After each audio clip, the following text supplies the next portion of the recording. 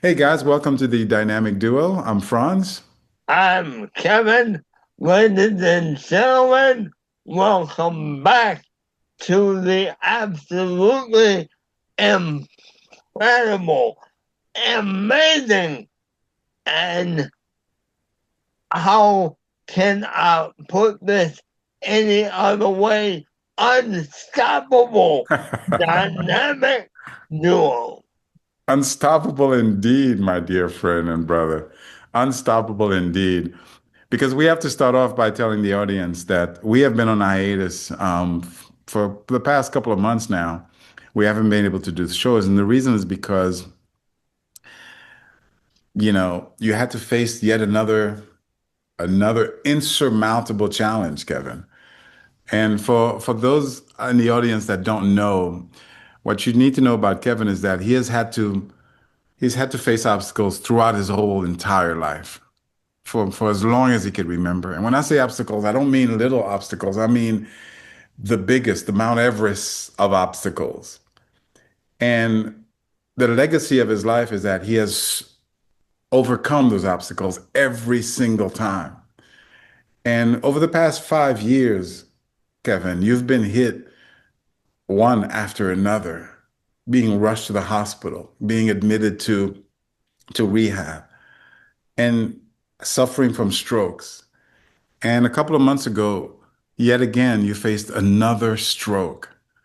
And a lot of us got scared and we didn't, we feared, we were afraid, but you never gave up the faith, Kevin.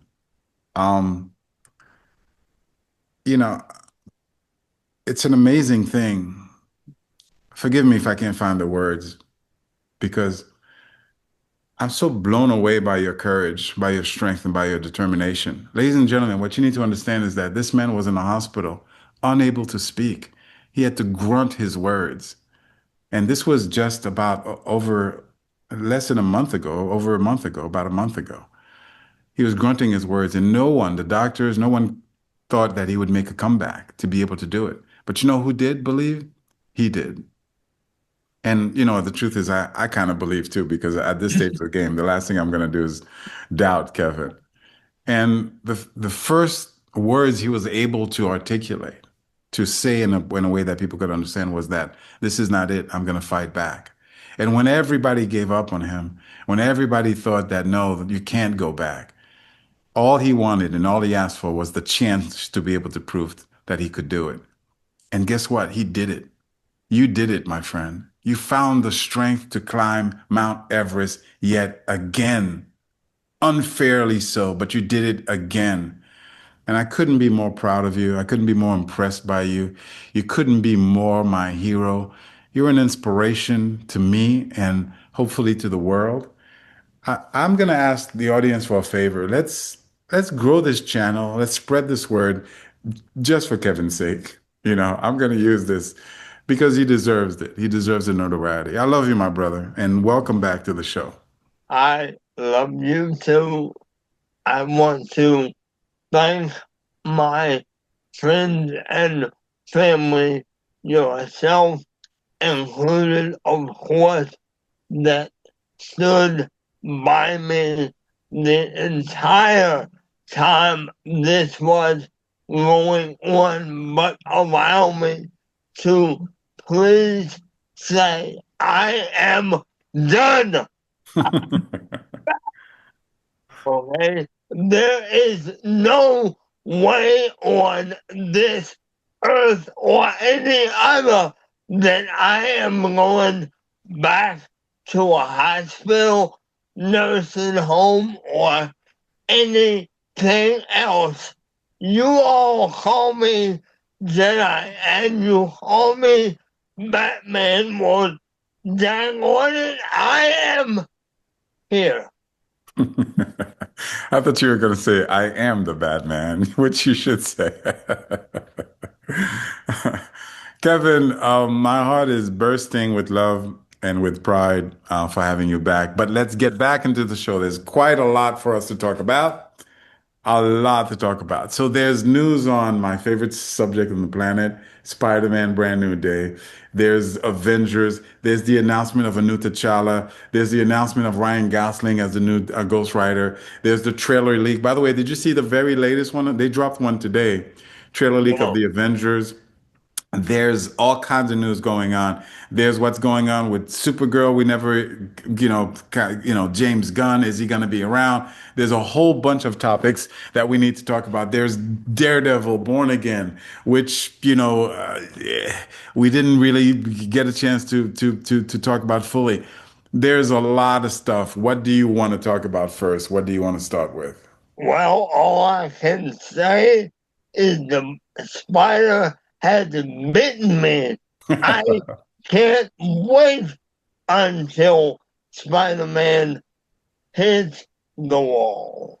I'm telling you right now, I could not be more excited for the Spider-Man movie. Like a lot of times, like we do these shows and there's a lot of negative stuff to talk about. And sometimes I fear, and we've never been just a just negative channel. We always tell it like it is. And we want our audience to understand and appreciate that. A lot of people are, they either jump on the bandwagon or they just repeat the stuff that's being said. We've always tried to maintain our objectivity and to say it as we see it and to back up what we say with, data, information, history, whatever you want to call it. But a lot of times things are negative. And so it's my pleasure to say that, as far as I'm concerned, like the Spider-Man's Brand New Day arc couldn't be more perfect. It couldn't be more what I personally have been asking for in a superhero movie. Talk about respecting the genre. Talk about respecting the character. Talk about respecting the whole thing. So, Kevin, one of the things that we talked about, forgive me if I'm going to go on because this is very exciting to me. Um, One of the things that we have always talked about is that the superhero genre is a particular genre. The way the superhero moves is different than just regular action movies.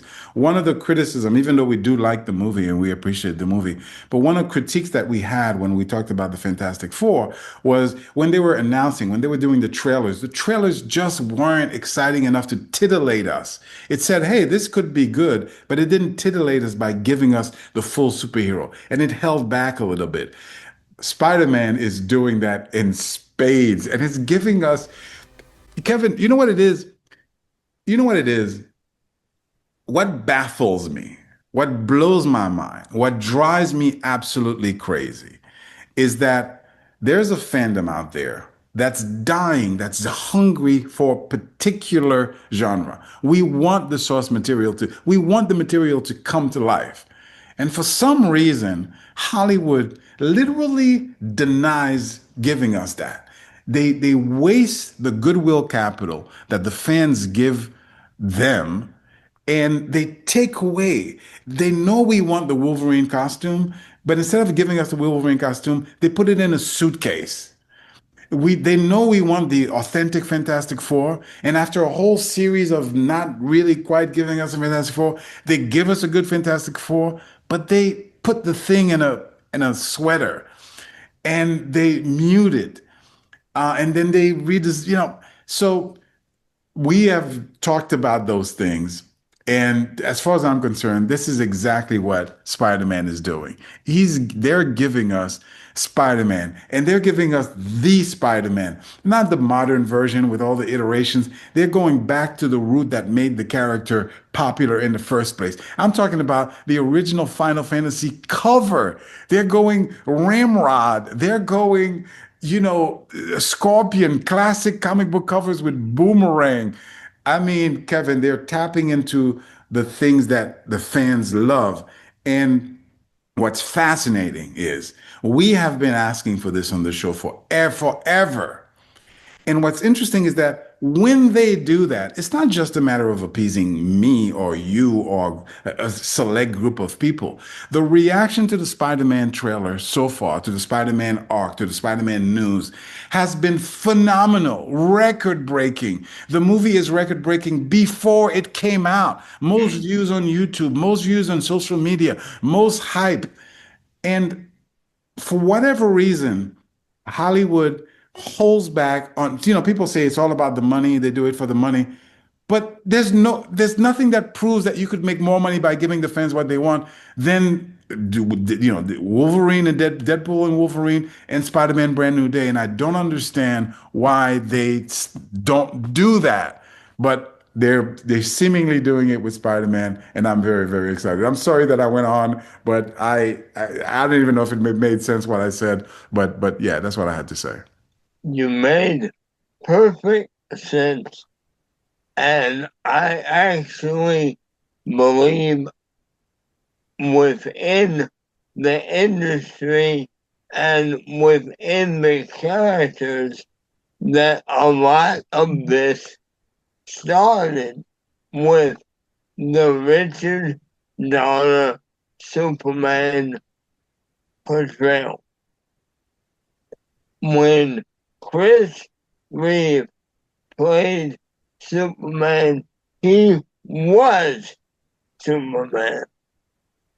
Okay? Yes. You and I disagree, but I truly believe Michael Keaton was the embodiment of Batman. I believe that Jack Nicholson was the best Joker they've had since Cesar Romero. We disagree on that And point, but that's okay. Go ahead. I truly believe that there is a part of our audience that simply gets excited because their character, their heroes and villains have been put in this real world environment. Correct. And I think sometimes it works and sometimes it doesn't. Correct. I actually watched Masters of the Universe, the new one, recently. And I thought the movie was nicely done. Originally, my review was that I didn't think the movie was going to work. I have been proven wrong. You know. So for me, you said a lot of things, and as usual, I agree with you. I don't agree with you on everything. So, for example, the Batman thing. So one of the things that you said, for example, is that the fans, we have gotten to a place where we're so hungry for this material and we're so kind of thirsty for it that we accept any crap that they throw at us because we're just happy. We just, oh my God, they're doing a Superman movie. Oh, it's a Superman TV show. And as a result, they have fed us a lot of crap that we have accepted. Um, One of the things that we've always said, that I've always said, is that the material in and of itself is good enough and is accepted enough by the general public that you don't need to change it. You don't need to do it. You don't need to improve it because as it is, it's proven to be a material that will be successful. So the Superman concept was a successful comic book. It was a successful TV show. It was a successful movie. Superman, for whatever reason, works. And what's fascinating, what's different is that it's not the Superman concept. It's not a Superman-like character. It's Superman. Clark Kent, Lois Lane. For whatever reason, Superman works. For whatever reason, Batman works over and over again. For whatever reason, Spider-Man works. These are the higher tier characters. There's a magic that is unexplainable and undefiable. There have been so many Superman clone characters, Kevin. We can't even name them. And none of them have even reached the level of third tier characters. So it's not just the concept, it's the character itself that works. And it works so strongly that even derivatives of that character, even when you don't do it right, you get some sort of result. You get some positive result. But what we have always emphasized is that the closer you get to that magic formula, the more accepted, beloved, and that these characters will be. So we don't need to be as desperate. We don't need to be as hungry. But we, as a group, as a fan base, we have been. And so when we were given Richard Donner's Superman, which was authentic to the character, which was authentic to the genre, to the extent that it could be, which was a authentic, red shorts, yellow belts. Nobody complained, and not only did nobody complain at the time, because you could say, "Oh, that was back in the day." Nobody's complaining today. Today, I watched that movie with my daughters, and it's like, "Oh, I didn't realize this is good." And it's one of the most iconic movies in American cinema. Okay, the Richard Donner Superman. You and I, we disagree on Batman. I think what happened with Batman is that there was a fervor for Batman because it was right around the time that The Dark Knight Returns had come out. And there was not a hunger, there was a fervor for Batman. And we would have eaten any Batman related thing as long as it wasn't Batman 66, as long as it wasn't quote unquote silly, because we were maturing as an audience, and so we didn't want that. And so anything that wasn't that, we were ready to accept. I don't think Keaton is a good representation of Batman, but that's fine. We disagree with that. The problem is that we were so hungry we accepted Batman, but let's not talk about Batman. We continued to accept the crap. And we, as an audience, started to almost demand it. We lost faith in our material. And we wanted to be accepted to such an extent, Kevin, that we started beginning to demand that they do not be represented as they were originally created. And that's how you got the Singer X-Men, the Foxmen. The Foxmen was a complete alteration of the original material. But at the time, the fans accepted it. I had many, many an arguments with fans where they called me all kinds of names because I was like, no, this is not the X-Men. And even when movies like Spider-Man, Sam Raimi's Spider-Man prove that the closer you stick to the source material, that the superhero genre, that the costume, all of that was the juice and the marrow of success of these material, we still didn't believe. And so, what's interesting is that over the years, we have been an audience that just basically is so hungry, we accept anything they throw at us, and we go, oh, blah, blah, blah, blah, blah. But something interesting happened in the meantime. At some point, they started realizing what I and you and I have been saying for decades, which is wait a second, we have a power. As a group, we can determine whether or not a movie is a multi-billion, I'm not, is a billion-dollar movie or not. And stupidly, we started exercising that power wrongly. We started focusing on canceling movies for no reason. Instead of judging the movies for what they are, we started adding political agendas, adding personal taste, and not judging the material for what it was. And so there is a dichotomy that exists within us. On the one hand, we will cheer and clap like a bunch of seals. Ooh, ooh, at anything they throw at us. And on the other hand, there's another side of us that hates anything they throw at us. So it's a weird type of thing. But here's what's consistent. Here's what's consistent with either side. When you give us the authentic material, everybody bows down. And so that's what Spider-Man Brand New Day is proving.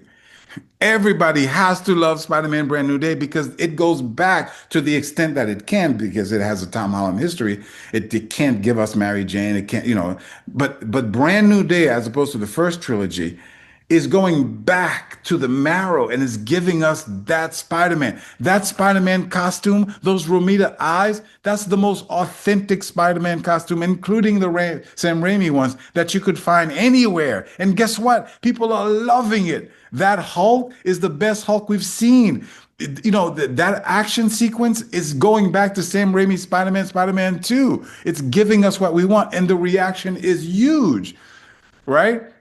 When Ryan Reynolds gave us Deadpool and he looked like Deadpool and acted like Deadpool and the costume was authentic, we reacted and made it a record-breaking movie that was only broken when he gave us the Wolverine costume, which had been denied us for 20 years.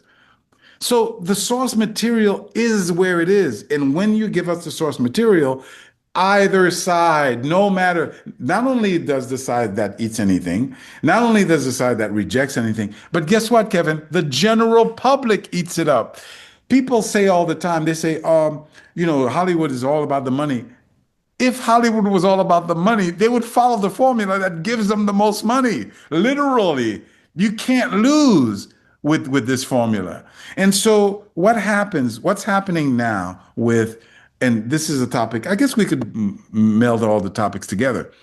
What's happening with Avengers Doomsday is that Avengers Doomsday is teetering the line on both sides. And the reaction is exactly as you and I would expect. Hollywood's not smart enough to pick it up.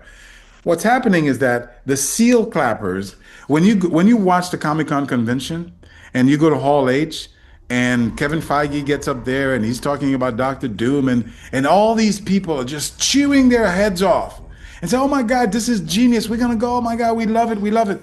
That's not indicative of the real feeling of the movie. It's just not.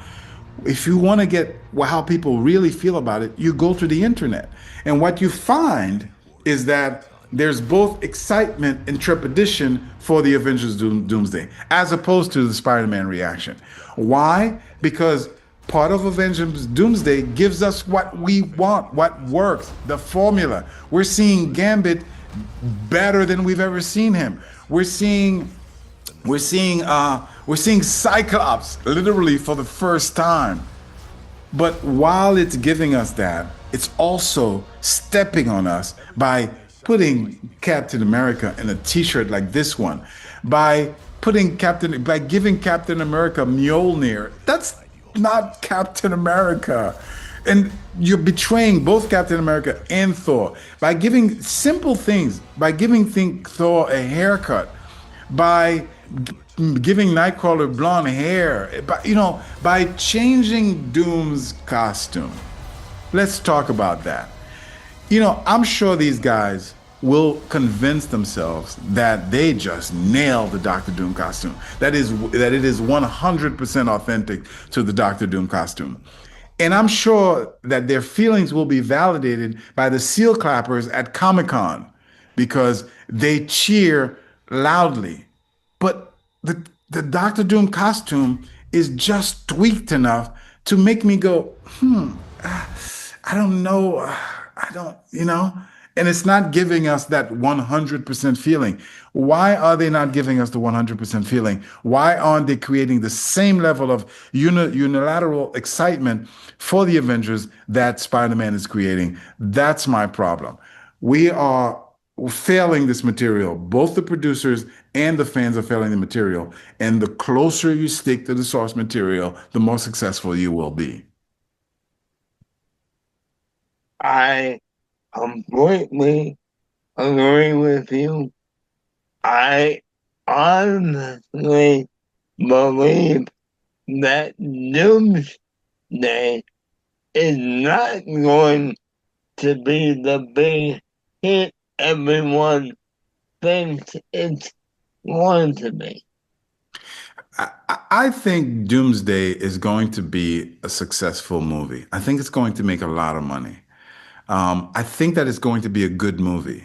I've been wrong before. I thought James Gunn, I was like, James Gunn is a good director. He's going to give us at least a good Superman movie.